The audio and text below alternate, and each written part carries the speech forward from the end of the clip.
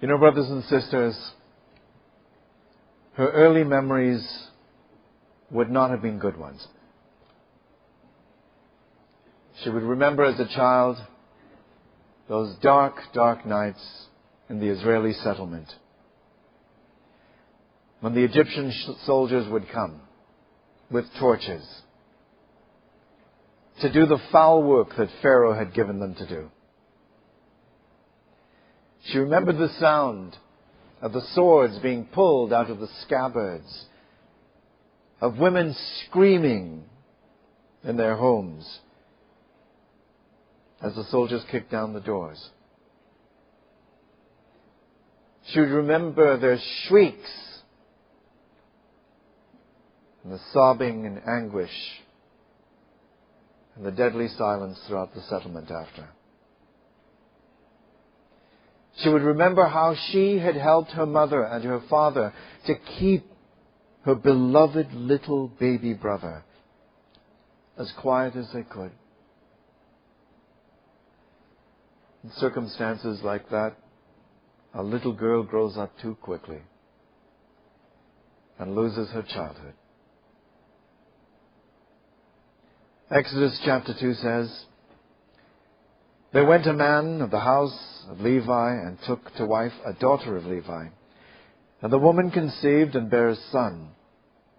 When she saw him that he was a goodly child, she hid him 3 months. And when she could not longer hide him, she took for him an ark of bulrushes and daubed it with slime and with pitch, and put the child therein, and laid it in the flags by the river's bank." And can you imagine? Can you imagine what would go through the heart of this mother? What does she show? She shows the best of what a believer can show. She did everything that she could do with her mind, her ingenuity, and left everything else in God's hands. In faith, believing completely that God would do something. God would do something. And then it says, in the next verse, "And his sister stood afar off to know what would be done to him." His sister stood afar off to know what would be done to him. Now, how old is Miriam at this point? We don't know. What, 10, 11? She couldn't have been old enough to look like she was of childbearing age, because that would be a tip to Pharaoh's daughter that might be the mother. And in this day, in this time, people had children at the age of 15, sometimes 14, 16. And so she might have been a very young girl. There's no indication that her mother sent her. None at all. It doesn't say, "and her mother sent her," to see what would happen to the child. So that means that this little girl so loved this baby, was so tied in her mind to her beloved little brother, that she was not going to let him out of her sight. She goes down to the water and she's standing and watching. What does it show? Strength. A powerful mind. A personality that will not be put down. She's indomitable. She's so strong-willed that she will not give up in this time of incredible crisis. She watches over him to make sure everything is all right. She watches where the ark is. She makes sure water isn't in it. She looks to see that there's nothing that could endanger him. There's courage. There's compassion. There's intense love in this little girl. And it says, when the daughter of Pharaoh came down to wash herself at the river, and her maidens walked along by the riverside. When she saw the ark among the flags, sent her maid to fetch it. When she had opened it, saw the child, and behold, the baby wept. She had compassion on him, and said, "This is one of the Hebrews' children." Then said his sister to Pharaoh's daughter. Now you just stop there for a second. This is Pharaoh's daughter. According to the beliefs of the land, this is the daughter of a god. According to the social customs of the time, you did not ever talk to someone at this level of society if you were a servant in the palace, unless you were an extremely senior servant in the hierarchy. And you did not address them if you were someone who was a Hebrew. You were at the absolute bottom of society as far as the Egyptians were concerned. You didn't come up to Pharaoh's daughter and talk to her. You didn't do that. So that shows a great deal about this little girl. The strength of mind that she has. The courage that she has. There's a forwardness about Miriam that comes out in this little story. And she suggests to Pharaoh's daughter, shall I go get a woman from the Hebrews to nurse him? Because he needs to be nursed. Look, he's only 3 months old. He's still a baby. He needs milk. And perhaps the best person to nurse him might be a servant of the Hebrews. Someone that I could bring along. So this little girl has the presence of mind, the wit, to think this through on the spot, on the fly. And just come up with this suggestion to save and protect her little brother. And to give some kind of comfort to her mother at the same time. And Pharaoh's daughter says, yes, go and do it. And so this little baby has not only been saved, but his big sister, still a little girl, still a girl, has engineered a circumstance through the will of God that connects the little boy back to his mother so that she can be the significant influence, together with his little sister, no doubt, or his big sister, in his forming of his personality. So that he knows he's a Hebrew, he understands what it is to be a Hebrew, and he understands to the extent that he'll even see himself before he's called by God to be the one that will save Israel. Now, when we look at the character of Miriam, it's important to remember that she's a firstborn child. We don't realize it as parents, as mums and dads, but we raise our children differently in the same family. If you are a firstborn child, you yourself would know, because you would have said things like, the younger ones get away with things I couldn't even think to do. You have this sense of unfairness. You were not treated the same way as the younger ones. How do we raise the children in the order that they come? Well, when the first one comes along, especially if we're Christadelphian parents, we're programming them for good behavior, doing the right things, achievement. They're the first to talk, the first to walk, first to be potty trained, first to go to school, first to do an exam, first to get a driver's license, first to get a job, whatever the case may be. And they're programmed by us for responsibility and accountability. How could you let your little brother fall from that tree? When you were there, he shouldn't even have been in that tree. You're responsible because you're the eldest. And if you're an eldest child, you would have heard many things like that. Because you're the eldest. So it gives the eldest child a kind of internal, driven nature. We're driven to succeed, driven to perform. We also have a tendency to control, to want to be in charge.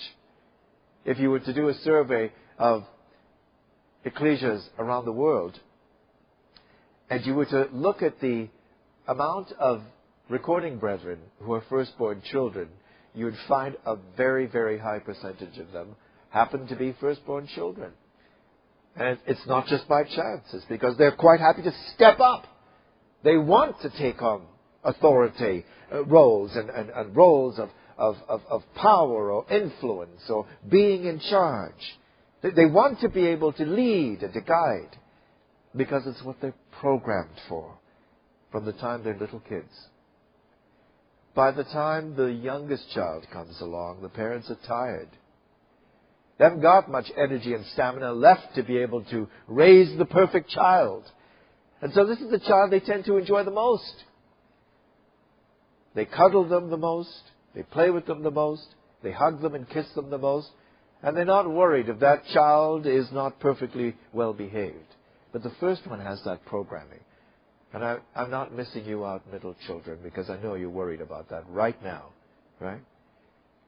The middle children are quite wonderful, actually. The middle children are the ones who know how to push everybody's buttons. But they also know how to bring everybody together. And when there's trouble and quarreling going on in a family, the likelihood is the person that's going to be able to best achieve bringing peace and harmony back to the family is the middle child. Because they have that ability to know and to understand the other siblings and their mom and dad. And so in this situation, there's an eldest child, there's a middle child, and there's a youngest child. There's Miriam, there's Aaron, and there's Moses. But Miriam has a particularly close and intimate connection to her baby brother. This is a powerful connection between the two of them. You can see it not just in this little story, but you can see it later on. Later on in the history, in the story, in the narrative, she would see herself as a kind of next in command. Someone who was the helper of Moses. When we go further, we look in Exodus chapter 12.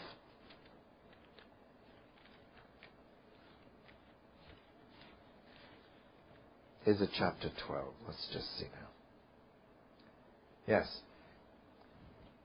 In Exodus chapter 12. Exodus chapter 12. No, it isn't. Exodus chapter 15. In Exodus chapter 15, we have the wonderful Song of Moses, which celebrates the victory of Yahweh, of the God of Israel, of the Lord, over Pharaoh and all of his forces. And Moses sings this song. And no doubt the men of Israel sang along with him. But it says also, in this very lovely couple of verses, verse 20, Miriam, the prophetess, the sister of Aaron, took a timbrel in her hand, and all the women went out after her with timbrels and with dances. And Miriam answered them, Sing ye to the Lord, for he hath triumphed gloriously. The horse and his rider hath he thrown into the sea.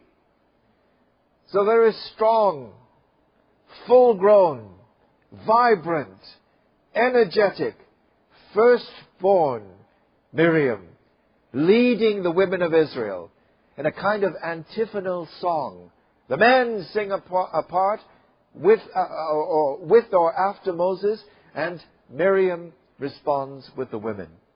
And there's this wonderful song of triumph, of redemption, of saving, of salvation, that honors God.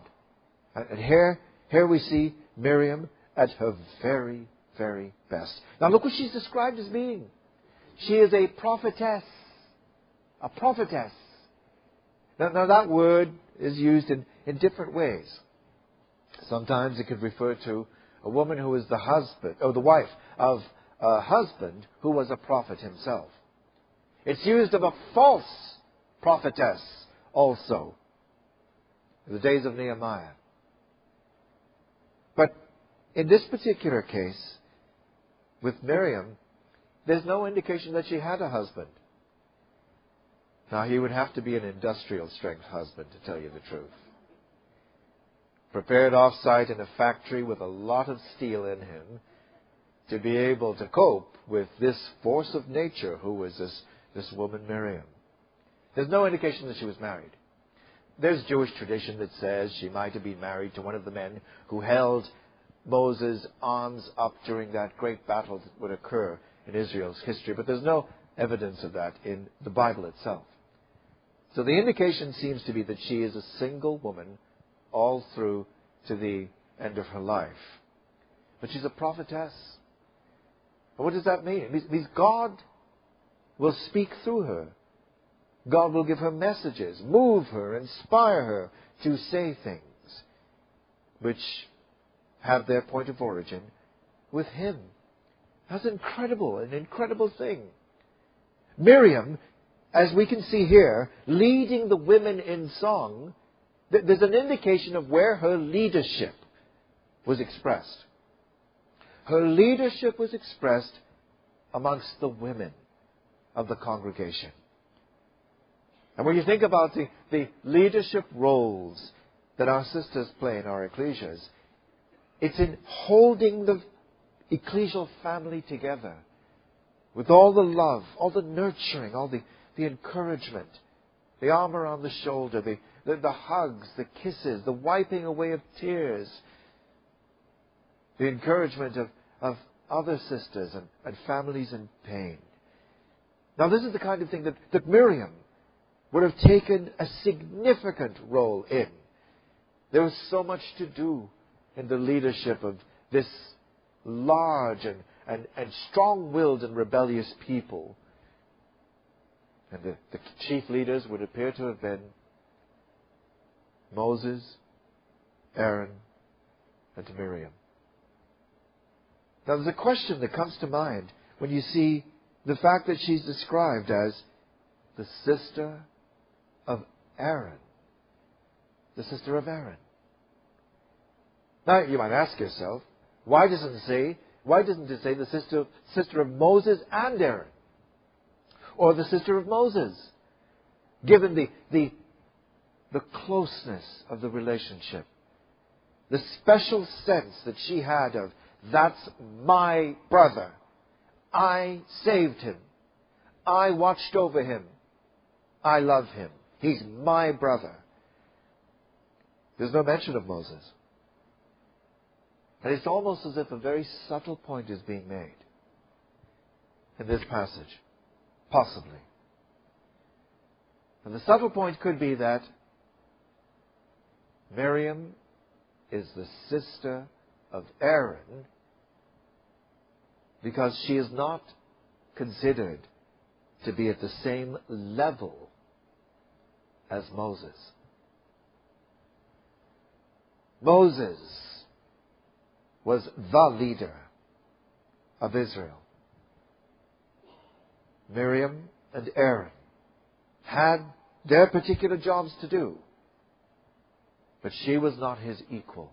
And that's going to be an important point, given a situation that will come up in her life later on. So she is a prophetess. She is the sister of Aaron. And she is a woman who amongst the women of Israel is viewed as a leader. A leader. And when she dances, she too gives glory to God and praises Him, along with her sisters and her brothers, all of the men of Israel. And if the story were to stop there, then all that we would have is wonderful things to have read about Sister Miriam. But a wonderful thing about the Bible is that it isn't interested in our romantic notions about the way people ought to be. It tells us about the way people are in real life. Just like us. God sees us and He knows us as we actually are, not as we would like to be known, not as we would like to present ourselves. And when He gives us the light and shade of people's lives in Scripture, it's to exhort us, to warn us, to encourage us, to give us a sense of hope sometimes also.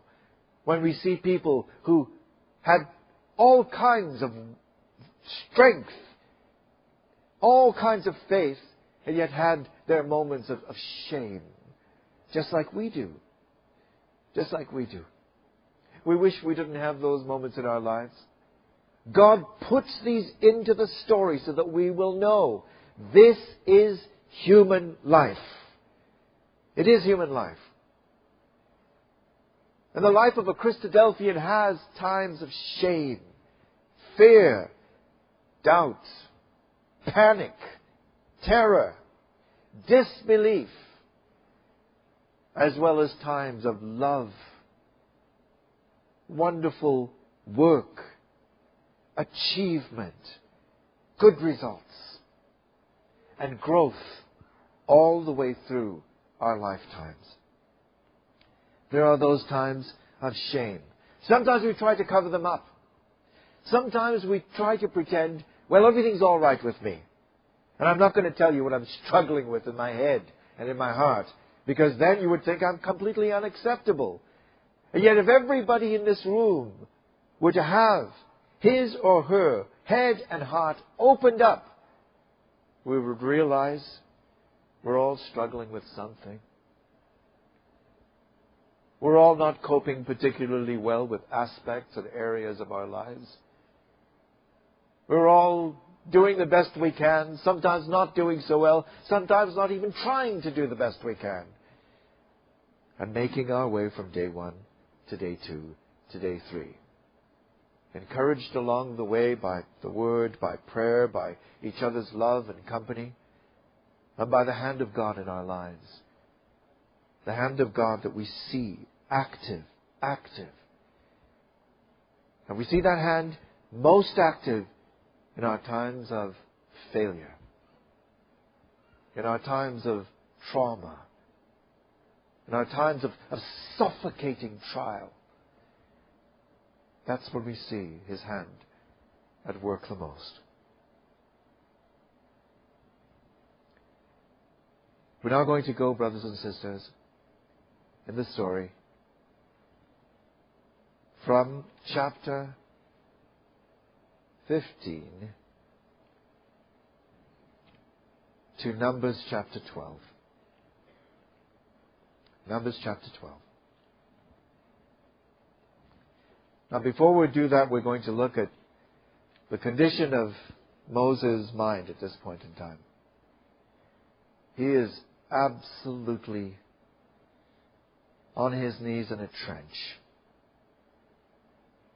He's exhausted. The fighting, the quarreling, the issues, the outbreaks that have happened amongst the people have burned him out. Psychologically, he is in an extremely fragile condition. It says in verse 11, Moses said unto the Lord, Wherefore hast thou afflicted thy servant? Wherefore have I not found favor in thy sight, that thou layest the burden of all this people upon me? Have I conceived all this people? Have I begotten them, that thou shouldst say unto me, carry them in thy bosom, as a nursing father beareth the sucking child unto the land, which thou swearest unto their fathers? When should I have flesh to give unto all this people? For they weep unto me, saying, give us flesh that we may eat. I'm not able to bear all this people alone, because it is too heavy for me. If thou deal with me thus, kill me, I pray thee, out of hand. If I have found favor in thy sight, and let me not see my wretchedness. That's the condition of his mind. That's a brother under fire. And if you as a brother in your ecclesia have ever felt like you were at your last lap, that was it, you were about to fall apart, think of Moses. And I know your ecclesia of 50 or 60 people is killing you. But imagine if you had an ecclesia of 1 million people to deal with. 1 million sets of problems. 1 million unique grievances and complaints. A continual lineup outside of your tent all day long. Anger, rage, upset, accusation, judgment being sought. And people didn't just let you go to sleep because their problems were important. And so you had to be up almost all night long. Can you imagine that? You had a sister, she was like a force of nature. One of the biggest influences in your childhood, the early stage, and she was once again a strong influence now. And what kind of wife were you married to, Brother Moses? Zipporah. And this is the kind of soft, gentle girl you married. The kind of girl who picks up her sons a stone from the ground and circumcises them with her bare hands in front of you because you haven't done it. And then throws the flint and the skin at your feet and says, you are a bloody bridegroom to me. Well, sometimes we marry women that are like our mothers, and sometimes we marry women that are like our sisters. Now, can you imagine what the relationship would have been like between proud, strong Miriam and proud, strong Zipporah, with Moses in the middle, the meekest of all men? Can you imagine Miriam looking at him? He's not eating. What is she doing? That stink foreign food that she cooks all the time. Foul stuff. She doesn't even know how to cook our food. She's not one of us. Look at her. Cushite. And as they went head to head, and, you know, as an eldest sister might do, you know, Zipporah, this is what you should be doing. Thank you. I know what I should be doing. But I'll be sure to ask you if I need your help. And the enmity, the bruised feelings, the resentfulness, deep in her heart, there's still that little 10-year-old girl. He's my brother. He's mine. And Zipporah, the foreign woman, who has, what does she have? Oh, she's got, what's her connection to all these people? Moses. He's my husband. That's all she's got. And you can imagine these two women at it. And every time they saw each other, the anger, the flushing of their face, the curt, sharp words. You can imagine every opportunity there was to make a slight or to give a dig or a jab, it would be there. You might think that I'm being unkind to Sister Miriam. God loved Sister Miriam. And none of us is one thing only. You're not Mr. or Mrs. Man of Faith. You also have your faults. You have your faults which may have been a condition of the society in which you were raised, as well as your personal faults, weaknesses, and frailties. And those things are there with us, right alongside faith, right alongside of the character of Christ. Those two things that are at war with each other, human nature and everything it's connected to, all its pronenesses, and the life of faith, the mind of Christ inside of us, at war. We're never just one thing. And sometimes that fleshly nature pushes itself forward and dominates a situation, and we can't even pull it back. And these two powerful women, imagine how hard that must have been for Moses, but also for them. And if it were the case that Zipporah, with that strength of will that she doubtless had, showed any kind of leadership ability among the women, and if Miriam were to hear that any of the women were going to Zipporah for advice, sharing their problems with her, and at the tent door, not to see Moses, but to see Zipporah, can you imagine how Miriam would react? Firstborn children are very aware of their responsibilities, their accountabilities, and sometimes their position. And they will fight with tooth and claw to defend their position. Now, when you think about all these things I've just said, you might think, yeah, well, I'm not sure about that. Good. That's fine. Because we need to think these things through for ourselves. And we're doing a kind of swimming between the lines of Scripture in these stories. You've seen a broken,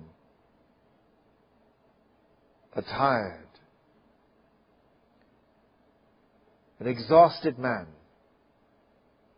in Exodus chapter 11. The people have worn him down. He's like a pencil that has been sharpened all the way down to the eraser.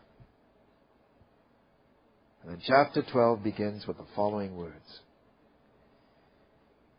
And Miriam and Aaron spake against Moses because of the Ethiopian woman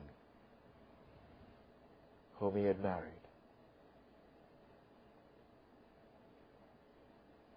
Just think about that. And so in her anger, in the painful grating against each other that Zipporah and Miriam might have had, she defaults to the worst of the worst. And now, race raises itself as a major issue between her and her sister-in-law. Now, there are some commentators that feel that Moses' wife must have died or divorced from him and he remarried, but there's no evidence of that, really. This term that Miriam uses is not about the actual country that the woman came from. It's a general slur against people of dark skin color. Because that's how angry she is with her sister-in-law. Possibly. So she comes, and they come together and says, Miriam and Aaron, not Aaron and Miriam. Miriam and Aaron. There's this strong-minded sister. The only reason she's bringing along Aaron, Poor Aaron, who's always battered about by circumstances. The only reason that she brings Aaron is to lend some weight and get someone with common cause for their complaint. Now, it wasn't just about Moses' wife. Because in the previous chapter, God had said to Moses, this is what I'm going to do to help you. Choose out 70 men who are leaders amongst the congregation, the ones you know to be leaders. Call them together. And I will come down. And I will take of the power I have given to you, the Spirit I have given to you, and I will share it amongst them. And that's what he did. And then it said of those people, and we're just looking back then briefly at verse 25 of the previous chapter, the Lord came down in a cloud, spake unto him, took of the Spirit that was upon him, gave it to the 70 elders. It came to pass that when the Spirit rested upon them, they prophesied. But not just them. There's 2 people out in the camp who weren't even called that are prophesying. So what does that mean for Miriam's prophecy? I'm at war with a woman who's taking over my role. And now there's all these other people who have this thing that makes me special. I'm not special anymore. I know what I am. I'm good and angry. I'm angry at Moses. Because it's his fault. After all I've done for him, I'm not going to put up with this. And so, it says, verse 2, and they said, hath the Lord indeed spoken only by Moses? Hath he not spoken also by us?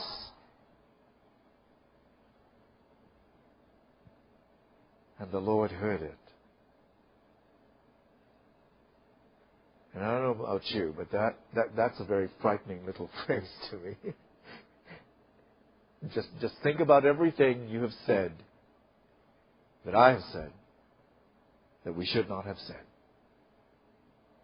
about someone else.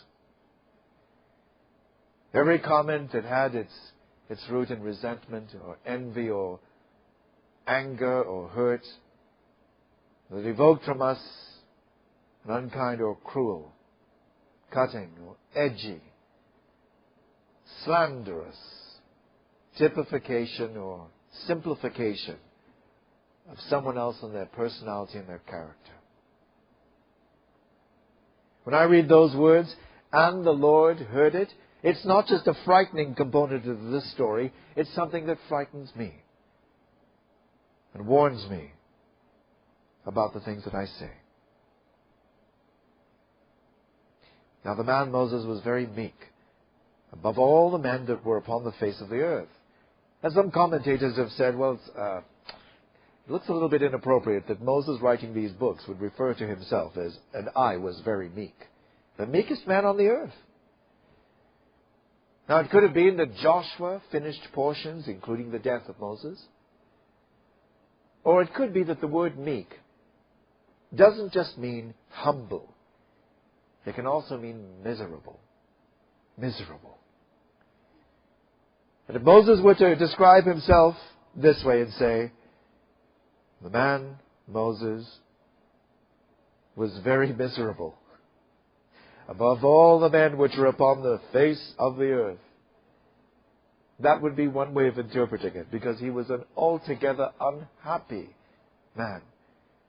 Now, it was one thing, and it was a big thing, to have the burden of the complaints and the accusations of the congregation on you, but to have the closest people to you come and deliver a message like this. He was speechless. He couldn't even speak a word. And Miriam, in her fury, was something that could not even be described. And it says, the Lord spake suddenly unto Moses, and unto Aaron, and unto Miriam. Look at the order. Come out, you three, unto the tent of the meeting. And the Lord came down in a pillar of cloud and stood in the door at the tabernacle and called Aaron and Miriam. Look at the order. The story starts with Miriam first. She's always put last after this. He said, I want you to listen to me. If there be a prophet among you, I, the Lord, will make myself known unto him in a vision. I will speak unto him in a dream. My servant is not so, who is faithful in all mine house. So what's he saying to them? And you're not. Moses is faithful in all my family, the extended people of Israel. But you are not. With him will I speak mouth to mouth, even apparently. That's how close he is to me. And the similitude of the Lord shall he behold. Why were you not very afraid to speak against my servant Moses? The anger of the Lord was kindled against them, and he departed. And Miriam, who had said doubtless hard, cruel, and inappropriate things about her sister-in-law, which might even have included things about her racial background and the color of her skin, Miriam, it says, became leprous, white as snow. White as snow. And Aaron looked upon Miriam, and behold, she was leprous. Now don't just imagine that she turned some kind of sparkling white. Look what he says. And Aaron said unto Moses, Alas, my Lord, I beseech thee, lay not the sin upon us, wherein we have done foolishly, and wherein we have sinned. Let her not be as one dead, of whom the flesh is half consumed when he cometh out of his mother's womb. Miriam was rotting all over. The flesh was perforated. It stank. It was hanging. It was bleached white. She was like a foul thing, a dead body.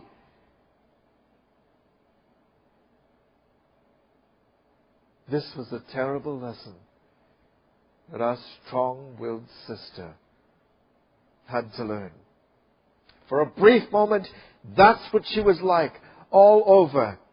She'd talked about the blackness of Zipporah, and now she was white as snow and rotting. Moses cried unto the Lord, saying, he screams out, Please heal her, O God. And the Lord in his grace and in his mercy, not because she deserves it, but because he is gracious and merciful. Here's that prayer. And it says, the Lord said unto Moses, If her father had but spit in her face, should she not be ashamed? 7 days? Let her be shut out from the camp 7 days. And after that, let her be received in again. 7 days was the period of time that you were unclean if you had touched or been in the presence of a dead body. Miriam was the dead body.